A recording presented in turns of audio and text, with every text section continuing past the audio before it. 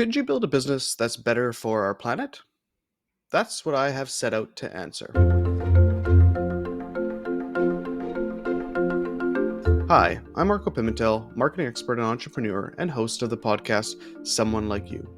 I've become fascinated in finding creative climate solutions in business, and on the podcast, I break down how founders and CEOs are building climate friendly business solutions that are opportunities for growth while being better for the planet. I wanted to take a second to tell you about our Season 2 sponsor, Springwise. Springwise is the global ESG innovation platform that offers its readers early access to the ideas transforming our world. I actually started using Springwise probably 10 years ago to review innovative startup ideas, and I've been a fan ever since. There are 3 new stories on the site every weekday featuring solutions to some of the biggest challenges we face as a global community. You'll find innovations in climate tech, renewable energy, plastic alternatives, the circular economy, and how we can live a more sustainable life. The stories are sourced and written by the Springwise team of journalists and will give you an inspiring take on what's right around the corner, whether you read it to inform your work or simply for a regular dose of optimism. Springwise sets the innovation agenda. The newsletter is free to access, and to sign up, visit springwise.com/newsletter signup. Every day, millions of people around the world lack access to reliable electricity, forcing them to rely on dangerous and expensive alternatives. But one entrepreneur, Sam Goldman, is on a mission to change that narrative. With degrees in biology, environmental studies, an MBA, and a passion for social transformation, Sam has dedicated his career to making clean energy accessible and affordable to all. During his time as a Peace Corps volunteer in Benin, Africa, he was inspired to find safer and more sustainable ways to power homes and businesses in underserved regions. His passion for social impact and innovation laid the foundation to founding d.light's transformative work. Under his leadership, d.light has positively impacted over 170 million people in 70 countries, saving customers over $5 billion in energy expenses. It's no surprise that he was recognized by Forbes as one of the world's top 30 entrepreneurs and was named Social Entrepreneur of the Year by the Schwab Foundation for Social Entrepreneurship. Today, Sam leads a team working on a project at Innovative Breakthrough Energy Technologies, where he continues to drive impactful change by addressing lightning-induced forest fires, which is a significant contributor to global carbon emissions. Join us as Sam shares the inspiring story behind d.light's inception, from its humble beginnings to an ambitious vision of reaching over 1 billion people by 2030. Discover how Sam's dedication to social impact, resilience, and innovation is lighting the way to a brighter and more sustainable future. Sam, welcome to the show. Thanks, Marco. I'm excited to have you today. We get to talk to a very seasoned entrepreneur that, we get to talk about your story from building to now continuing on with new ventures. And so, but let's first start at d.light. And I want to just kind of take a step back to understand your background, how you got into thinking, climate, sustainability, making this difference with d.light. Like where did that kind of start? Yes, interesting question. So my parents worked in international development. And so I lived my whole life and did all my schooling overseas in places like Pakistan and India and Peru. And the one place that was sort of a fixed and home was here in British Columbia, a small island called Hornby Island. And we'd come back every summer. And Hornby's an island off of Vancouver Island. And so it's sort of out there, and it's this kind of magical paradise full of, you know, people who created these incredible communities, lots of artists and innovators, and then in this stunning natural background. But it also has its challenges. So when we were there in the summer, there's not very much water or any water. We had a well on our property, but you really learned how to live with, using your resources very wisely. And Hornby, although it has a population in the winter of, probably like 500, which swells to maybe 10,000 in the summer or something. So it has this incredible waste management and recycling setup, far more advanced than even some of the largest cities on this tiny little island. And then I think from a sustainability perspective, 35 years ago, when we wanted dinner, I'd put the canoe in the water and go out when I saw the herring bubbling and catch a couple salmon, and we spearfished for crabs, and we got our oysters and clams, and it was just this paradise. And by the time I was in college, I wasn't fishing at all. There were no salmon. And so just watching this incredible change happen has really driven me to think about how do we protect this world. Yeah, the personal kind of, and I'm a fisherman as well, and I've often tell people is that it's such a quick experience of catching lots of fish and then not catching as much fish is really a span of almost 15 or 20 years, which is quite shocking and quite prevalent, and you really notice it, and that can definitely give a spark to a lot of people. So you grew up with this type of perspective and understanding, went to university in Stanford, and you were in a specific type of program.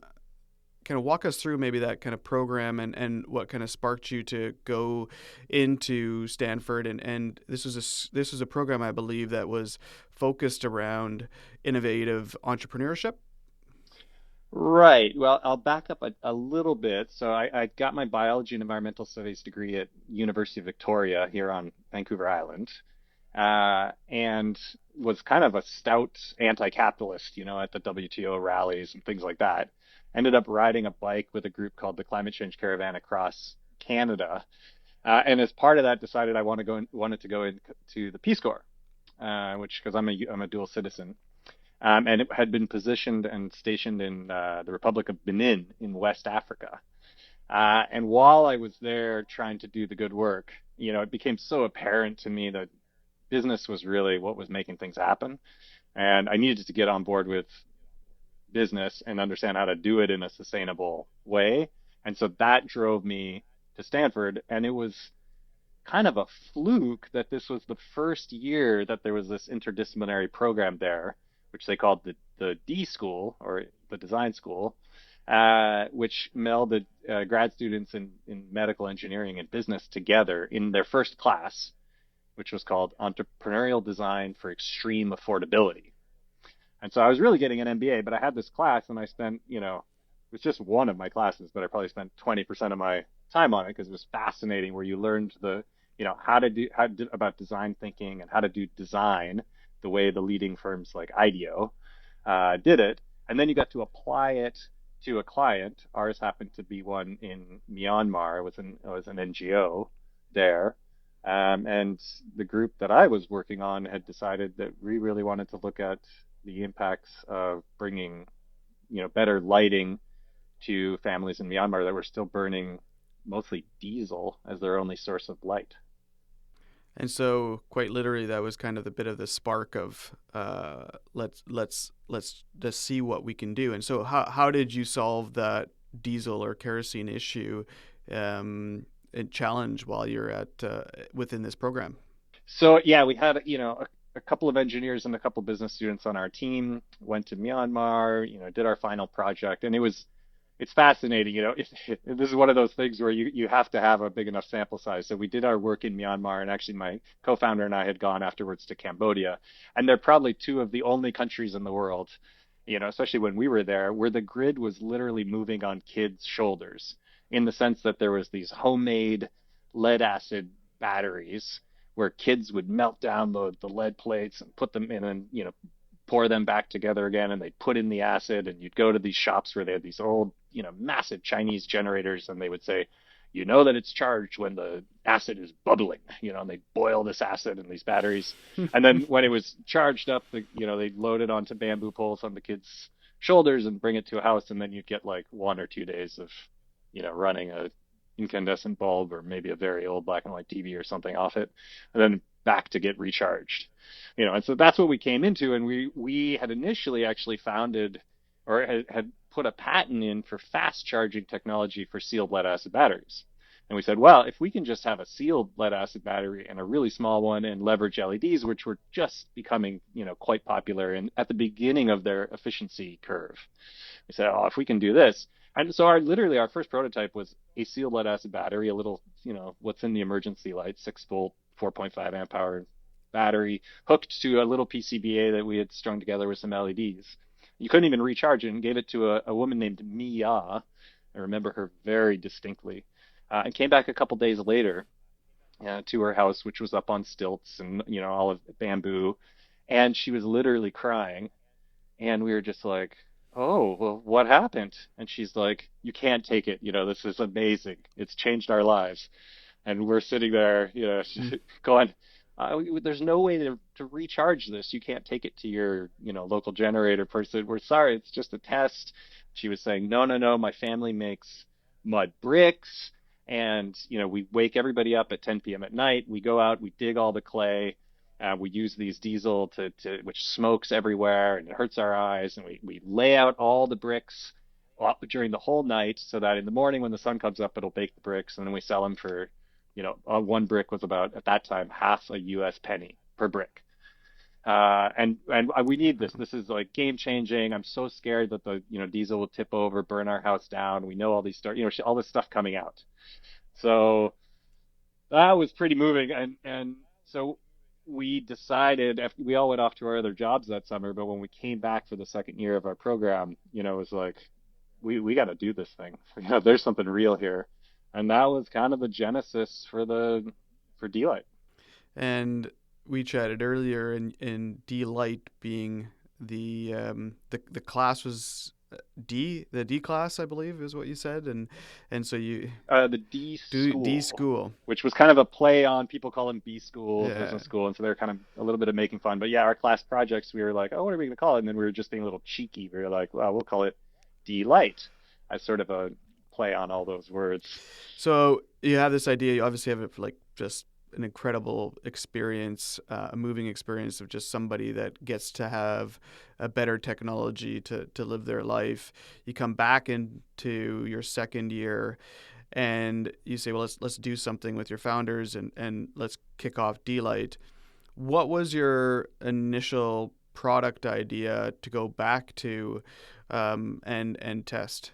Right. So in that class, we had that experience and the Myanmar experience. I, in Peace Corps, had lived for almost 4 years with a kerosene lantern and had that experience in West Africa. And I actually had what had driven me into the design school into wanting to work on lighting, because all the other groups in our class worked on water, was that my next door neighbor in my village actually almost died in a kerosene fire.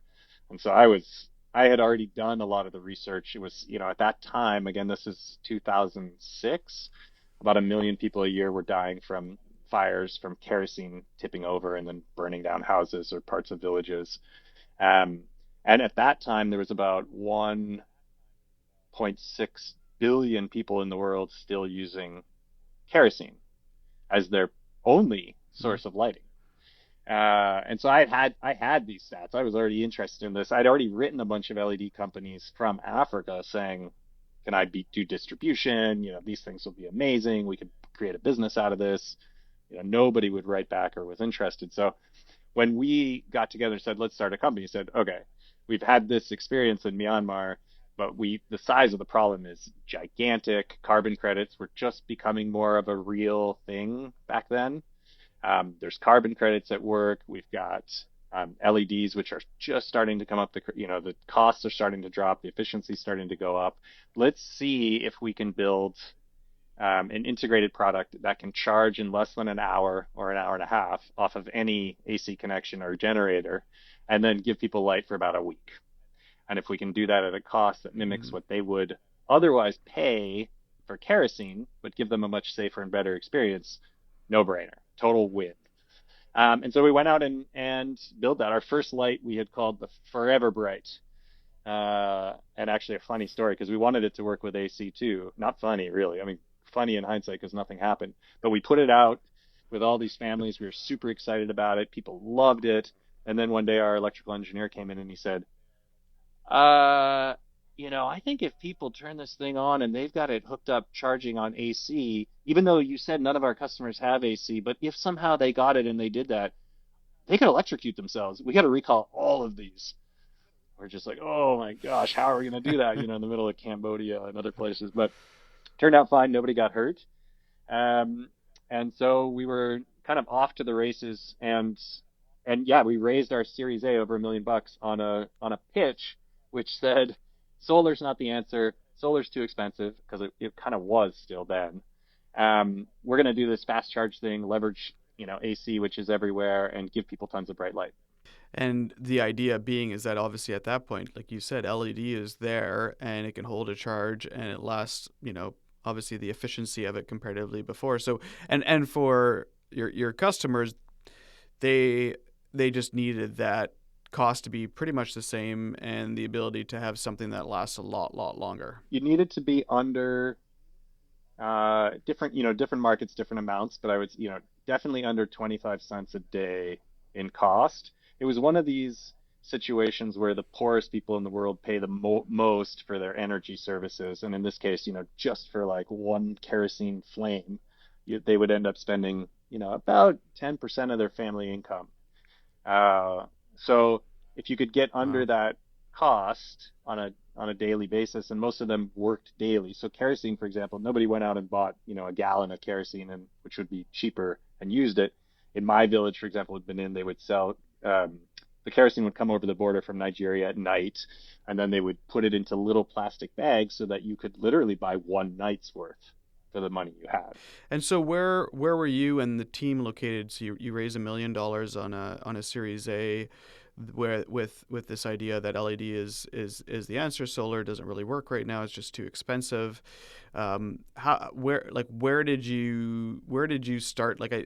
Did you have half the team in the United States at Stanford still at school, and then people kind of in the field? Like logistically, how did you start to kind of put that together?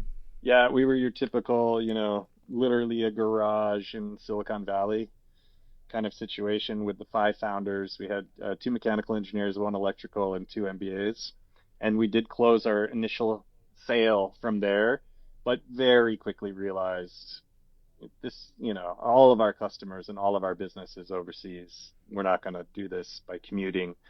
And so we agreed very early on. I had gone to school, high school in India, said I'll go to India and set up our operations there. India was the largest off-grid market at the time. And my co-founder and one of our mechanical engineers had, family relations to Hong Kong and China. Our ME spoke Chinese, so they went over and opened our Chinese office in Shenzhen so that we would have the manufacturing expertise. And we have, effectively shut down the U.S. office and moved overseas. Every week on Someone Like You, we dive into stimulating conversations with founders, entrepreneurs, business owners, and the likes who are consciously and successfully creating sustainable business solutions for the long haul. Tune in every week for a new inspiring conversation on leading climate solutions. And if you're enjoying the podcast, please share it. And also, don't forget, subscribe on the platform of your choice and give us a rating and a review. And so, like, one of the challenges right away that I just see is just like cost and financing. So, like you said, if people are buying a bag of kerosene for one evening, there's just no way that I'm assuming, maybe not no way, but I'm assuming is that they can't afford to buy this new chargeable LED light. Was that the case? And like, did you ultimately build really kind of like a financing product and model to be able to allow your customers to be able to purchase and afford this over a period of time? Yes, and yes, and yes. And this is one of the things, I think is so common for entrepreneurs is, we feel like if you've got your amazing product, they will come. And we were absolutely convinced that if we could get a product, in the sort of $5 range, sort of in the range where people could sell a chicken or two kind of thing that they had around and be able to afford it, where it had, let's say, a payback period in the weeks, not in the months, that and totally transformed your life and gave people incredible life, that this thing would just fly, it would just take off. And some of our early, product development projects too, we would call them, like, the code name was the no risk light, because we would say, okay, we need to build something that nobody's ever done. We need it to be so inexpensive that there's no risk in putting your money down. Even if you lost it, you would not be losing that much. that it can't break. You need to be able to throw this thing off a 6-story building and it lands and it keeps on working. It can go through monsoons, all the, dirt, dust. You can literally drive a car over it. Like, we're going to make this thing no risk so that the poorest, most vulnerable families in the world could actually bet on this new brand and this new product that they've never seen. They don't know what LEDs are. They certainly don't know what solar is. By this point, sorry, we had transitioned to solar where I'm going now. Because as soon as we got to India, we realized our AC products were not working at all, and solar is Mm. magic. Anybody who sees solar, they're just, how is this working? This is incredible. I don't have to pay anything ever again, and I just stick it outside, it charges. Like, incredible. So, and we can get to that in a second. So, yeah, so we had this idea: if we do this, we're going to sell 1 billion of these. I mean, it's just an absolute no-brainer. And it's true, when you would give them to people, or for the early adopters who bought them, they would just rave about it. I mean, it completely, it's night and day. You're on kerosene one day, you move to d.light, your life will never be the same again, and you'll never go back. It's incredible, but it doesn't take off. And it took really, a master like Seth Godin coming out and visiting with us in the villages in India, and then coming back and saying, it's your customers are not consumers. They're not in the habit of just buying even $5. So they're going to watch for like 6 months and see if this new thing works and delivers before they really consider it. And so it became very apparent that if we really want to scale, yeah, we have to take the price down. And that's where everything changed. And I'm happy to share a little bit about those stories of scale.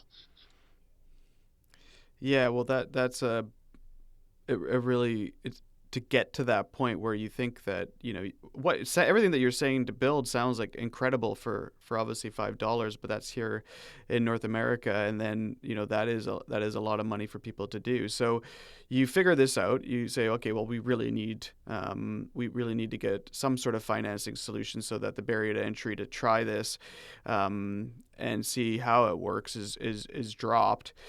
What was your next steps once you had that realization, and how did you start to scale this? Because how do you even sell these across these kind of large countries as well that are used to buying kerosene every single day? And yeah, like that just seems overwhelmingly difficult to scale.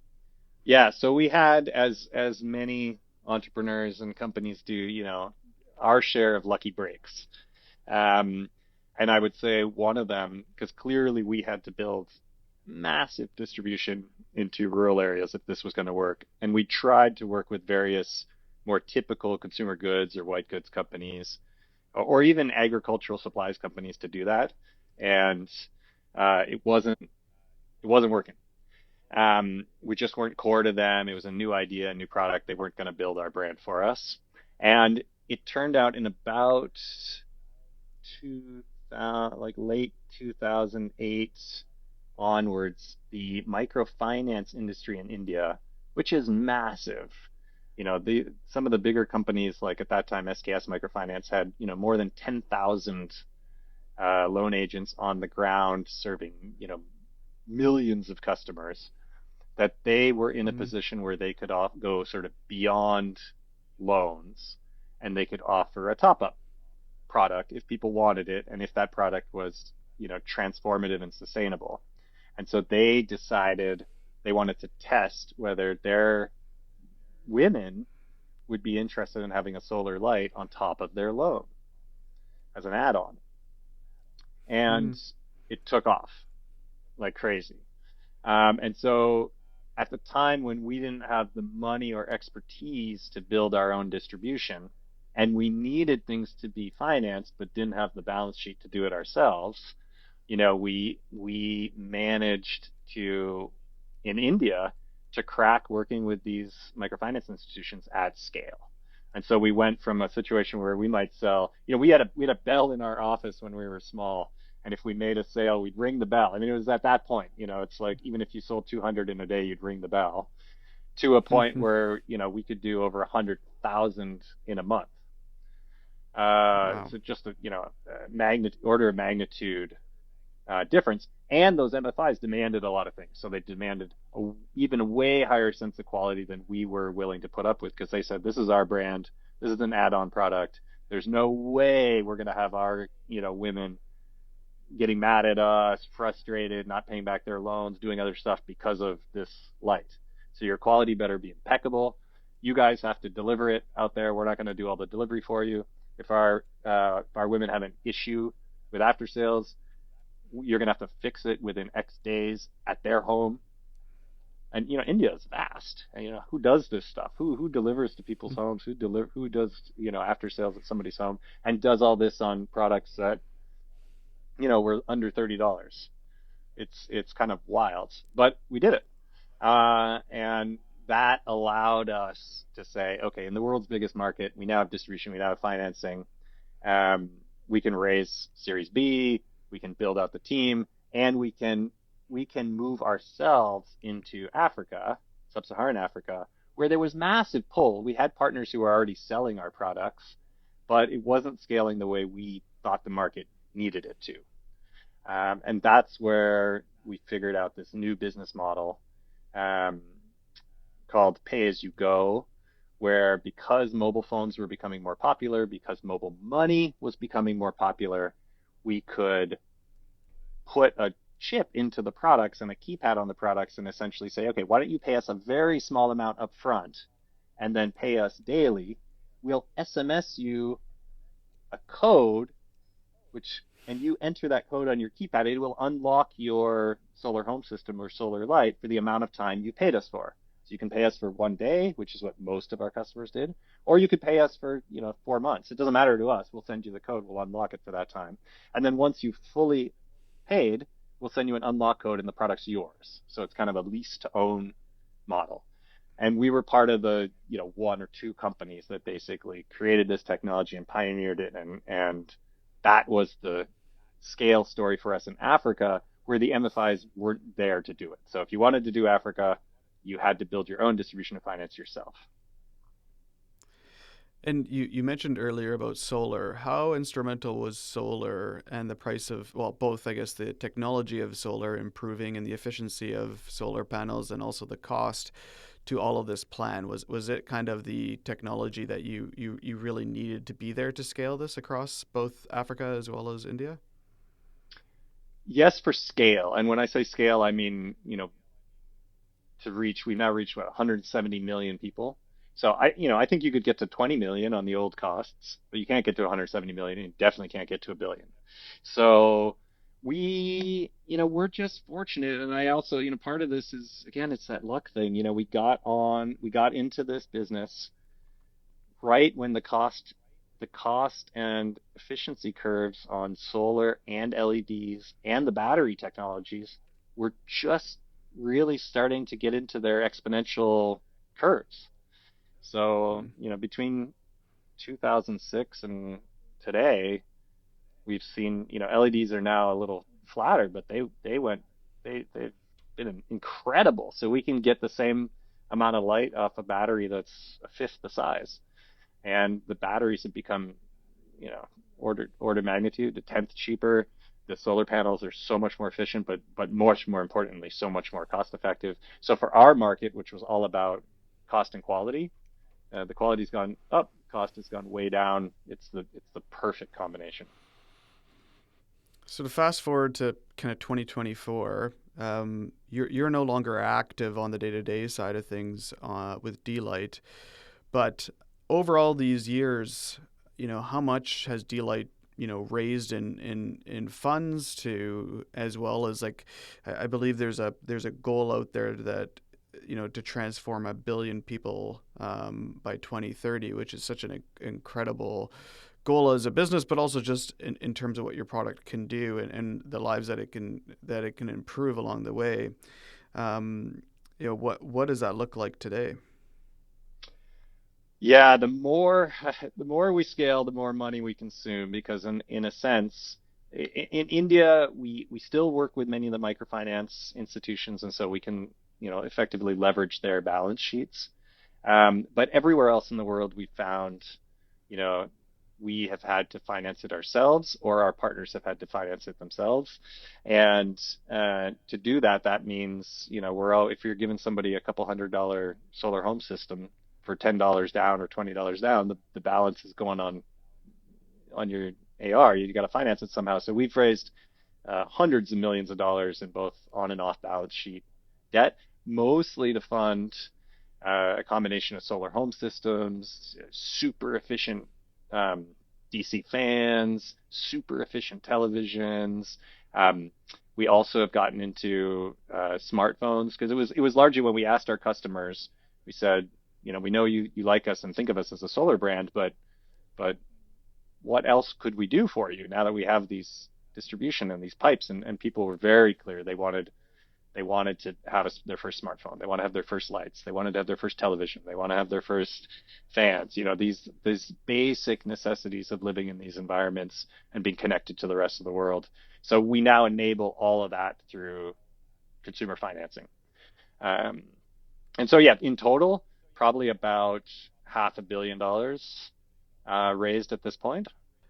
And yourself, you've moved on from d.light. I would maybe not move on is the right word, but you're no longer active in the day-to-day part of the business. What was that decision like, and what have you been thinking? What is the future for you? Yeah, I'm down to a day a week.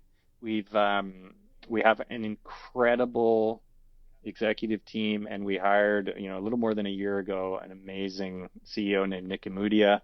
Um, my co-founder and we never wanted to, be CEOs necessarily of a public company or of a very large global entity. We really wanted to get it off the ground, get it started, and do everything we can to make it successful. And I feel like I've kind of done that. And I have so much confidence in the team and their ability to scale it. But it was kind of it becomes a decision for every entrepreneur if where you want to eventually raise your family and live for the long term. And so after COVID, we found ourselves back here on Vancouver Island. And I'm feeling drawn back into the climate space, really strongly. It's not that at d.light we didn't do a ton of climate work. We actually offset about 35 million tons of CO2 over those years, which I did the math. It's about equivalent to planting, Wow. 550 million trees.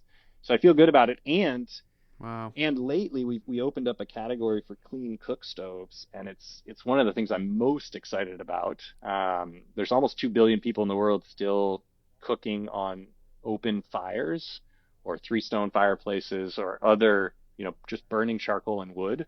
Um, and you can give them effectively a smokeless stove, and you can subsidize it, 70 to 80% with carbon credits so that it becomes affordable.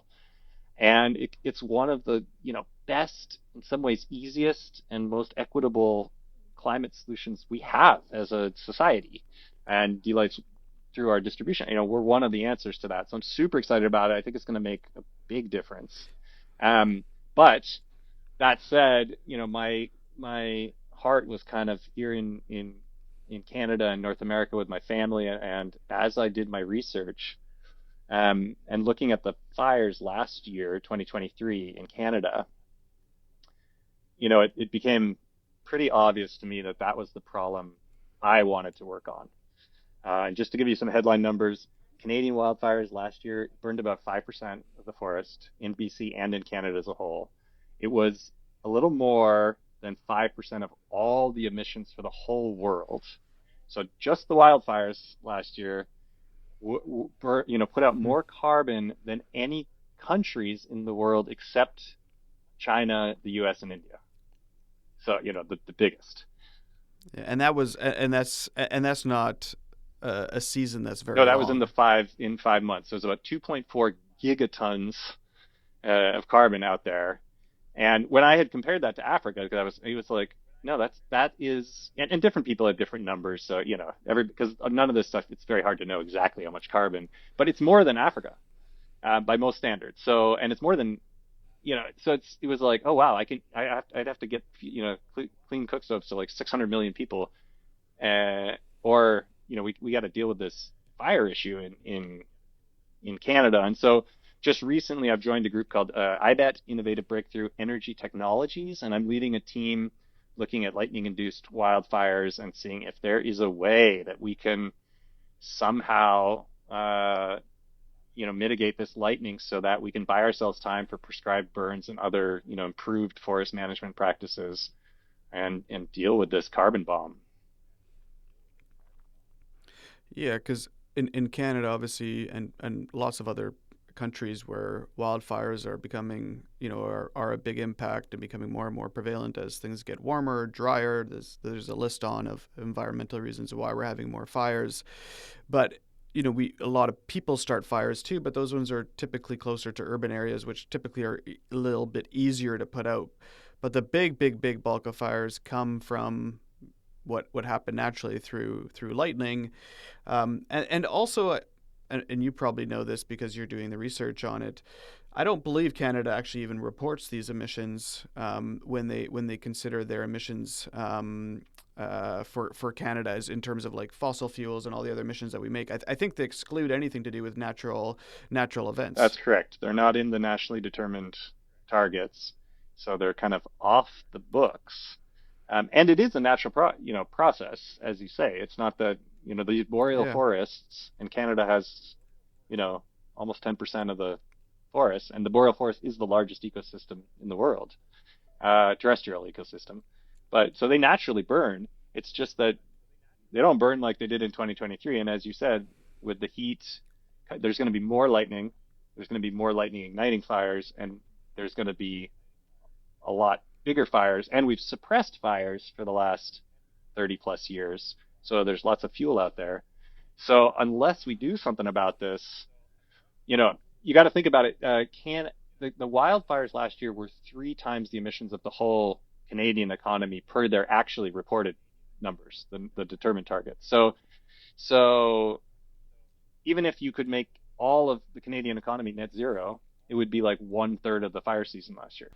And these fires, from a capital understanding cost perspective, are very expensive as well, and I'm going to guess that's just from trying to put them out, the cost for firefighting, the cost to the economy because of what the disruptions happen, the cost of tourism. Like, well, do they have any sense of like what this fire cost the Canadian economy? Not even considering just obviously the cost per ton of carbon that was emitted into the air. There's no hard cost on that, but what is the real kind of cost for all of these fires? Yeah, I've been trying to put some of those numbers together and I don't have an answer. But what the answer looks like to me is, over 100, just in Canada. Of course, the fires are everywhere in the world. Look at Australia, Europe, Brazil, US. I mean, they're happening everywhere. But just in Canada, because it's top of my mind right now, last year over 100,000 people evacuated, multiple forest firefighters were killed. The smoke across the continent, the health implications of that kind of smoke that swept all of the northeast of the US, large swaths of Canada all summer long. Um, the disruption, Fort McMurray is one of the largest economic zones in Canada, was completely burnt just a few years ago. So we're talking easily billions of dollars.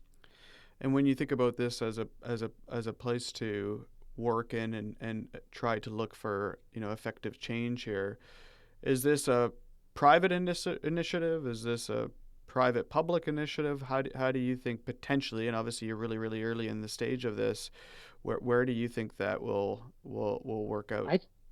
I I think it has to be private public.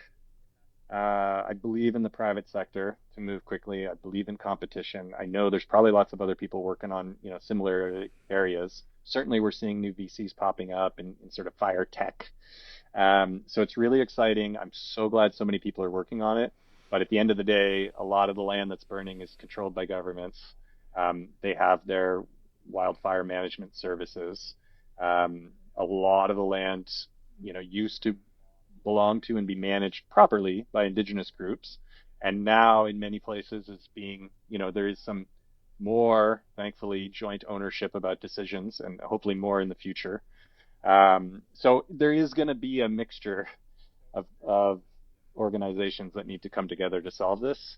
And I'm glad that it's starting to move in that direction. And I bet right now, and what you're doing, is this at a stage that you are, friends and family round? Are you doing, a small seed round? Like what stage of the, I guess, both sides of it, between the research as well as potentially spinning out, a company to start putting out some ideas and strategies to mitigating this? Yeah, it's been so far it's internally funded by IBET, and they're kind of an interesting organization, by the way, if you haven't heard of them. The idea was that they took a bunch of seasoned executives and entrepreneurs and put them together and said, okay, let's go look at problems. We haven't developed anything yet. Let's just go look at problems with this group of people, see if we can come up with some solutions that we actually think we could build a product or a solution around. And then if we do, we've already got sort of seasoned people who know how to raise money and run companies and do things, then we'll go for it. And so we've internally funded it, and we'll plan to, yeah, in the next couple months, I think we need to do like a small seed round and friends and family to prove out a little more of the R&D, and then go for, a proper, and then spin it off as a proper company on its own with a Series A. As we kind of wrap up the podcast, I just, you built up, and part of this founding team, to build out d.light. It's been incredibly impactful, both from, I'm sure, multitude of things, empowering people's lives through light, empower, health wise, and I'm sure burning kerosene to smoke stoves, all these things like that all of that's impactful on people's health as well. So you've had such a impact with d.light, and it's been such a growth story and success. And yet you're obviously now going back into climate, into potentially a new area. I think a lot of people always kind of just, they think about, their role in this kind of capital business and climate change, and just kind of unsure about like their next move or next path. But like what kind of advice would you give to that type of person that's kind of on that fence of, maybe jumping into something like, into like climate solutions or sustainability solutions? Oh, jump. I mean, it's to me, it's the only thing right now, but that's because I think I've been doing so much research on it, and it definitely can keep you up at night. Uh, but it's kind of an existential threat. I want everybody and anybody who can, getting into it. And I also think at this point, almost every business, every organization is going to be involved in some way in climate and sustainability. I feel like it's inevitable and we all have to do it. So I don't think you can go wrong stepping in. And if you haven't already got, a solid footing there, all the more reason, I feel like all the evidence that I've read about suggests that people who are new to a space or to a team and have different perspectives and ideas are actually what makes the team so successful. So, bring it on. Go do something new. Go join new teams. Bring your ideas and expertise. Don't be afraid to speak up. Like, it's an opportunity-rich environment. There's so much to do. Anything that somebody's passionate about, I think if you spend enough time, you'll find the people who want to do it with you. Just need a little bit of patience. Sam, thank you so much for joining us. How can people maybe learn a little bit more about d.light, and maybe learn a little bit more, or follow you on social? I'm not huge on social, but I do respond on LinkedIn, and glad to be found there. And obviously, d.light and IBET, the websites are up, and there's more to learn about there as we go. Sam, it was a pleasure. Thanks for telling us your story, and best of luck. Thank you very much. Take care. I hope you've enjoyed today's episode of Someone Like You. We're a new podcast, and I would love if you can do a few things. One, please share the podcast with a friend, a family member, a work colleague, anybody that you can think of that would enjoy learning more about these incredible brands. Please also support these type of companies. They're doing the hard thing, and the hard thing often takes a lot of people to get on board. And don't forget, please subscribe on the platform of your choice and give us a rating and review. I'm Marco Pimentel. Thank you for joining us today. For more information on Someone Like You, You can find us on Instagram at Someone Like You Podcast with all the links to the podcast, our website, and more information about the brands that we feature. Thank you again.